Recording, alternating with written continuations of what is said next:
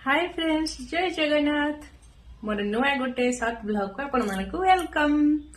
आज आम करवा आलू पिठा माने प्याज कंचा लंका देगी छोट छोट साइज रो तावारे करवा आलू पिठा।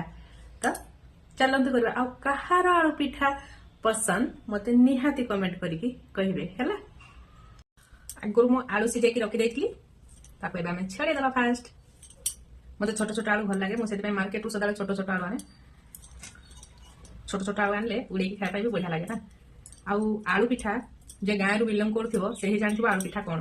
जेतेले गाँ रे आलू फोड़ा हुए लगाई थाए ना, आलू फोड़ा हुए प्रत्येक घरे फास्ट नो आलू रे गोटे आलू पिठा करती समस्ते।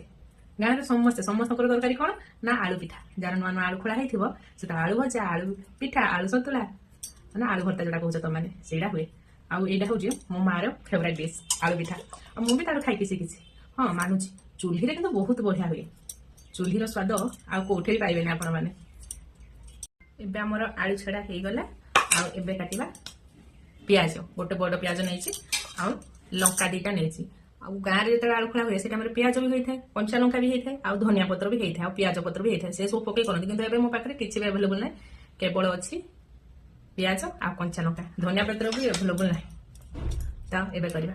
आ काहा को गोटे जिंस देखो एमती पनिखी रे काहा काटिया को भल लागे।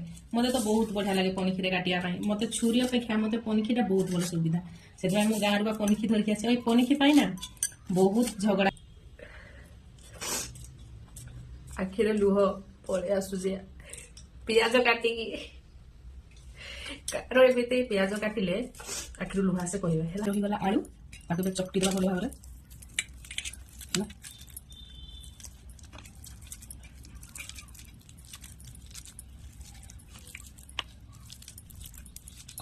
टिके माने एमितिया पीस भी रहिला चलिबो। आपु हम तो चकटी देकी हैला हैला प्याज नै जी। कारण मते बेसी प्याज बहुत बढ़िया लागे।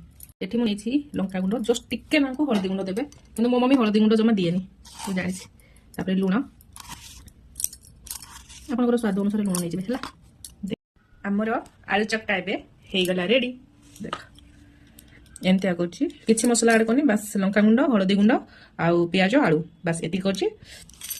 तापरे तावा बसेवा, तावा रे गोल गोल करी पिठा करिवा। जेतले तावा गरम हे जिवो सेतले सोरिस तेल रे करबे। सोरिस तेल रे करे ता टेस्ट आउ दिए बढिसो। आलू मात्र रे सोरिस तेल। तो हम तावा रे बसची। तापरे पिठा कला मु तुमको देखेबी हैला। एमती फास्ट एमती नेबे, एमती गोल गोल गोल गोल गोल गोल कर दे हैला।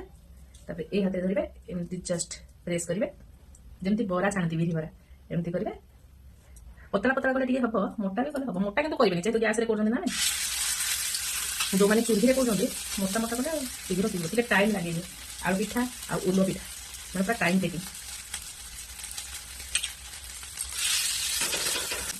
एबे मोर तावारे बसी गला आलू पिठा देखो ये बसची हैला। समुदाय एतिकी मु करची। तो जेतले थोड़ी आर पाख लोटेबी सेते बेले मु आपन को देखेबी केमती लाल लाल हेकी होछि हैला। तो एमती लाल लाल हे जिवो एमती धरिया एमती लोटेबे हैला। जेते टिके लाल लाल हे जिवो एमती सब गोटे गोटे आस्ते देखिके नोटेबे, नले भांगी जिबार संभावना अछि। देखिके न नोटेबे। मो द्वारा तो हुए, मोर भी तो भांगी जाय। तीन गुटी हे गला। जे तुम एगुडा पतला पतला करतली एमितिया आलू पिठा करिबे हैला। जे तुम वीडियो टी भल लागि तो लाइक शेयर कमेंट कर देबे। Thank you.